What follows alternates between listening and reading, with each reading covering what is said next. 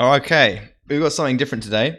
We're doing a new series alongside Quarantine Grind that I've been meaning to do for a while with my one and only student, Bean. How you doing, Bean?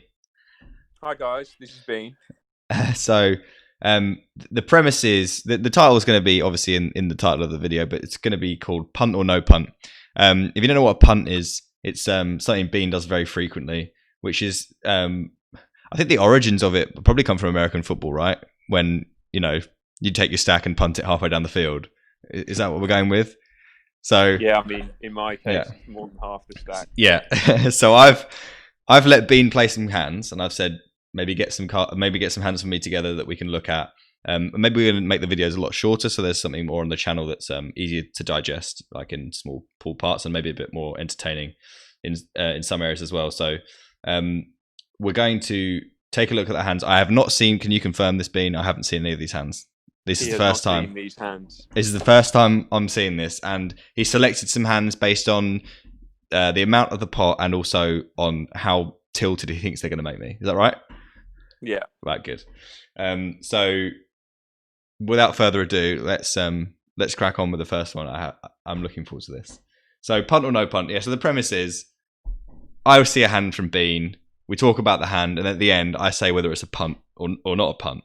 And unless it's a total misplay, then it's probably not going to be a punt. But I'm hopeful, having watched Bean a lot, that we might have some punts as well. So go ahead. Right. So this is hand number one. We've got 4 hands here. Okay. And I've got ace jack off suit in mid position. Okay. So go ahead and start through with just the There's 10 NL and there's a ante on the table as well. Okay. But so we know these games, we've been playing them recently. So I'd like to see an open to 3 here. And we do, that's good. And we get a call from a nobody, and a fish in the big blind decides to call along. Okay, so we'll see a flop. All right. Middle pair. Yeah, so a check, I suppose, from this guy. Our hand's not strong enough to lead into two people, so I'd like a check. Yeah, that's good. Yeah. Wondering how we get our money in here. Okay. We see Very a jack. nice turn so we see what. Okay, so I'd like to see a bigger sized bet now. We've missed some value on the flop, so I'd like to see maybe a closer to pot size bet, if not overbetting. Would be nice. That's too small for me, but it's okay. He folds, and fish is going to call, I suppose. Fish raises. So I don't really want to see anything but just a flat here. Okay. I put him all in because he's got 44 behind, and this. He's got just a bit more than what's in the pot. Yeah, I think that's fine. But I think what we have to remember is that if our opponent's bluffing, we just get. If he has like 2 clubs or 2 diamonds, the vast majority of the time, unless he just can't be asked anymore, he's just going to fold. So we stop him from bluffing with all those hands on the river. And we're pretty much saying, I mean, look at your action, right? You're just saying I've got a jack. So I don't like it. It's a bit face up for me. It means that we're pretty much like saying we have a jack when we jam, and unless he's really bad, he can make some really tough folds here with like a queen. Although it's very strange that he check and then raise. I would anticipate that he has some kind of draw, and I would prefer against that to see you, unless he backed into a jack and decided to check raise it on the turn, maybe like a jack 10. But against those hands, you're getting the money anyway. So. He's gonna call. So I'm expecting to see like a jack 10 or maybe a king 10 of diamonds, something like that. Oh, well, he doesn't have a jack. oh Jesus. Right. So, well, that's hilarious. How would we manage to win this hand? So, you didn't one out him. You had some more outs. So you had an ace and a queen. So yeah, like I said, I prefer you to just call the turn. His play I really, really dislike. He should definitely lead the turn for me. He's specifically only going to get you to do what you did with a jack. I think I'd prefer him to just lead turn, because then you're going to raise turn, right, and then he can jam, which plays a lot better. And I just think I think especially on that board pairing, you don't want to see a queen. Everyone checks round, and you've flopped a set in a 3-way pot, and you haven't put any money in. You know what I mean? Your play is not. I'm going to go with not a punt, because you haven't punted off, and obviously you have to go break on that turn no matter what. Eventually your money's going in here, so this can't be a punt. But I'd prefer to have seen just a call on the turn. Okay, that's hand 1 out the way. Hand 2. All right. We're in small blind. King, queen of spades. Okay, play this through. So I can see a fish on the button potentially. A fish under the gun as well, raising to a terrible sizing. That's good. So I assume it falls off. So we're going to 3-bet here, please, to 10 or something. That's fine. Yeah, because he's only made it 2, so we can make it 8. 4 to 5 is good. And he calls. And actually, I do prefer the smaller size because he's got a small stack. Yeah, absolutely. So that's good. I'd like to see a check here sometimes, but probably a bet is okay against this guy. And a bet that's okay. Maybe you could decide to size up on this board and then jam turn. If you're going to bet the flop, I don't mind checking. I don't mind betting. They both seem okay to me. He calls. Yep. I can't see any reason to not continue on this turn. He calls. He's going to call the flop with like quite a few things, like a jack, that he's not going to fold to that sizing. I quite like the sizing too because it sets you up for nicely for a jam on the river, and also you get value from like maybe even an 8 or a jack. But he's not going to have many 8s, right? Because he's raised under the gun. Call a 3-bet. He calls. Yep. And against this particular opponent, I would prefer to see just a rip, just to get it in. Yeah. And this is, I assume we get called. And this is okay.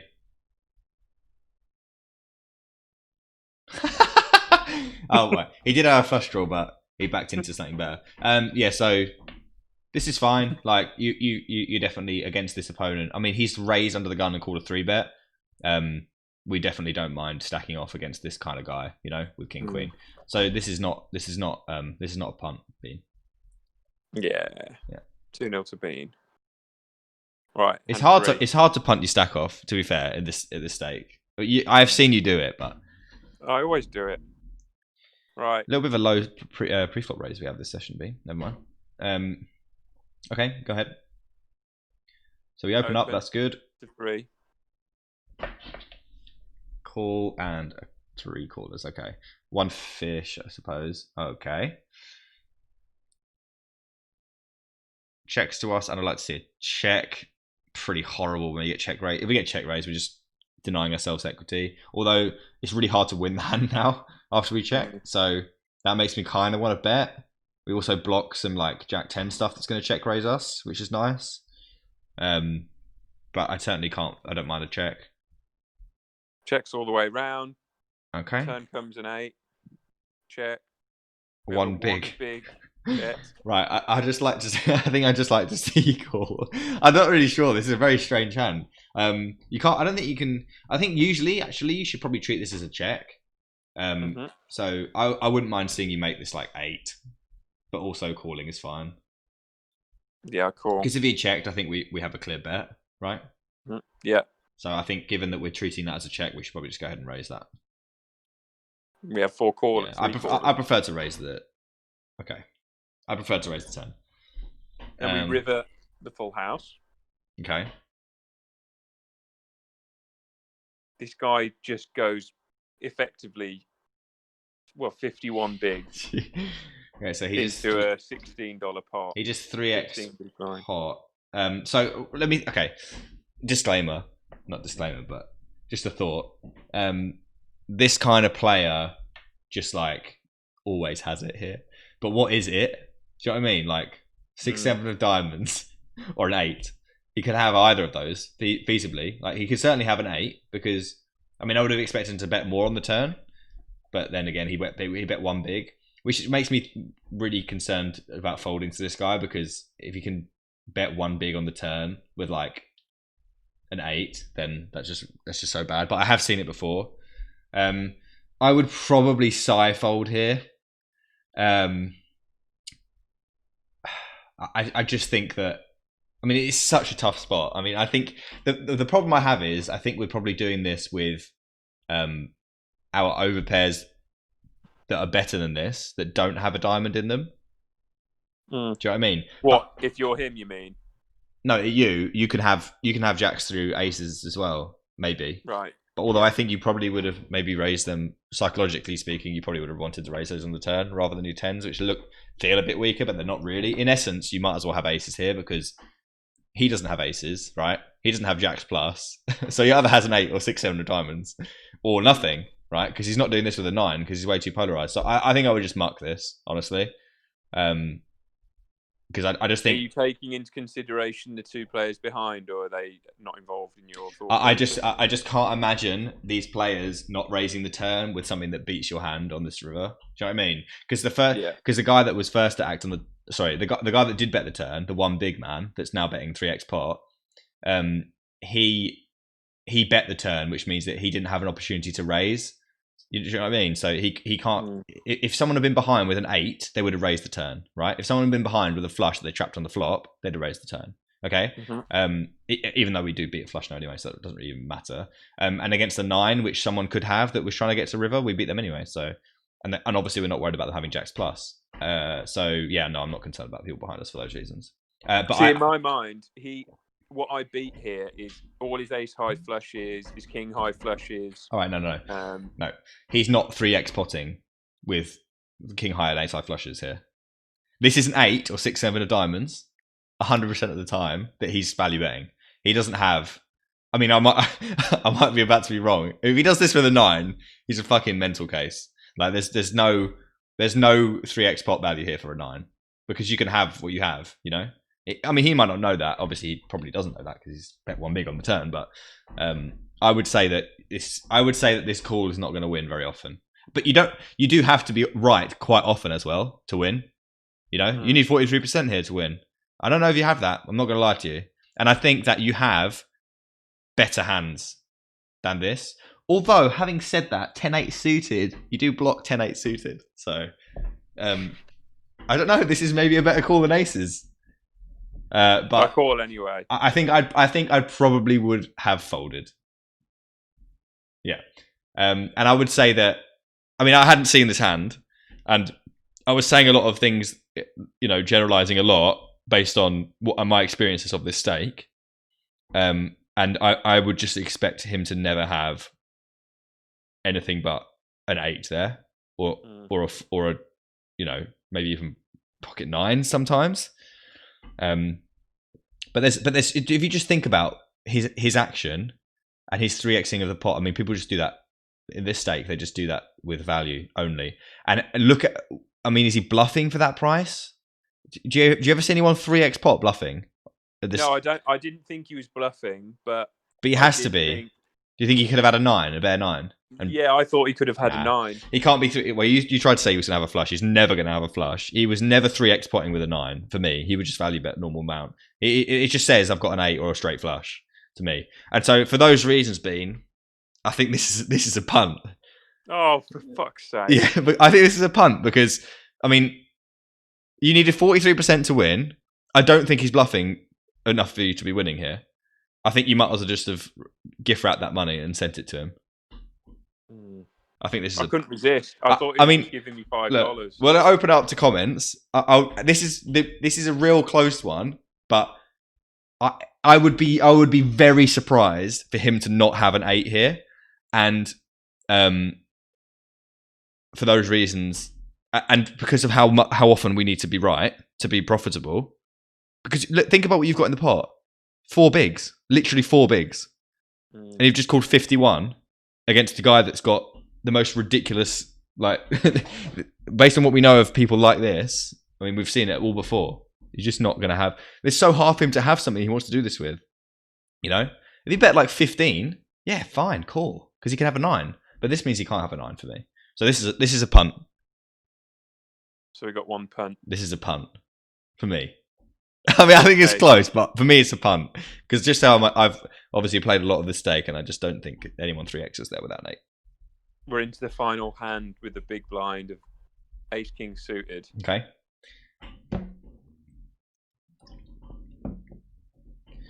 So open under the gun, right? Okay, and a call. Looking for a big squeeze here for maybe like 15. God, that's huge. I mean, that's too big, but that's fine. We're not here to talk about sizing. We're talking about punting. All right. So this guy calls, And he's deep. Well, it doesn't matter how deep he is. You're not deep, so that's fine. Mm-hmm. Right. It's going to be very, very, very difficult for you to be punting here. I'm not going to lie. So I'd like to see... I wouldn't mind seeing a check or a very, very small bet. That's too big for me. I think you need to bet smaller than this.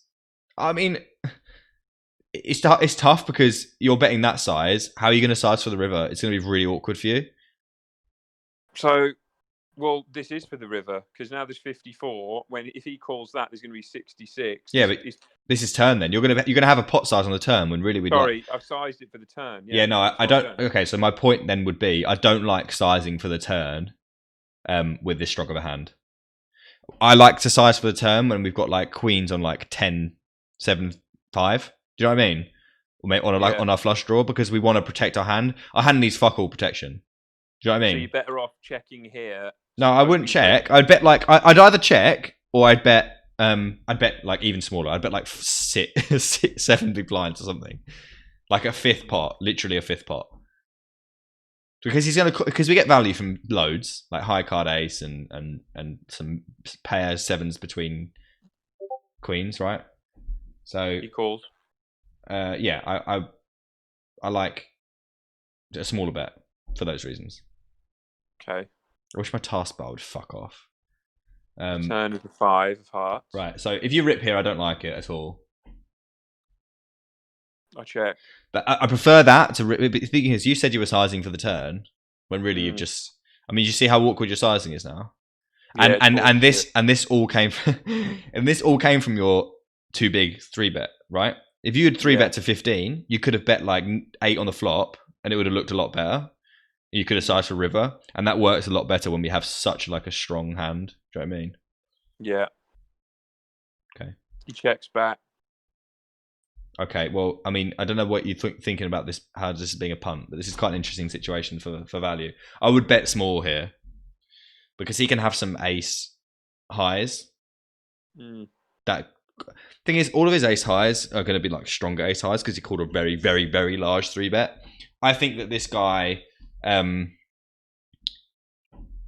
He called the flop, and it wasn't a small bet. So I think this guy's going to check behind with like 10s quite often, and I think he's going to fold to a bet anyway. So I think you'll really struggle to get value here. I can't remember what I do here. Well, I think I'd like a small bet. I don't like a jam. I actually checked. I think checking, he's going to check behind a load, and the only way you're not going to get him to check behind is if he just was trapping 7s or something. Okay, well, now we just go all in. I assume our opponent has 7s or 5s. Yeah. So he called the flop, which is reasonable. I don't mind him calling the flop, but you know, it's a very unfortunate turn for him. And well, no, the turn's great. The river's just horrific. I mean, no wonder you're doing so well recently, to be honest. I mean, once you watch my video from the other day, you wonder why. River dim. But yeah, this is not a punt, as you might be able to tell. I guess you just took this as one of like the bigger. I just took the top 4 value hand. Okay. So then, not a punt, obviously. I mean, you run incredibly well. That's one thing to take away. I mean, 2 of these hands are so lucky. It's, but not a punt. But hand 3 is a punt for me. It's a punt. I think you could have saved yourself half a buy in there. Personally, when you only had 4 blinds in, I think it's a punt. Yeah, it was a punt. But yeah, that's I'd like to hear any comments. We're going to keep this under 20 minutes, so I'm going to wrap up. But any comments on the third hand? Obviously, the other 2 have just been running like absolute flames. But the third hand is interesting to me. I would like to know how many people think that they would have preferred to call there. But I personally think, not just because it's a punt or no punt video and we didn't have any punts, but that was for me a punt. But we'll do another one next week. Get some like really like spicy ones together with some bluffs for me. Like just tag them as like punt or no punt if you can do that on Tracker. All right. And then we'll go through and we'll make the next one. But it's just an introduction to the concept anyway. So, all right. Thanks for that, Bean. All right. I'll catch you next week for something. Yeah. Thanks for watching. I'll see you next time.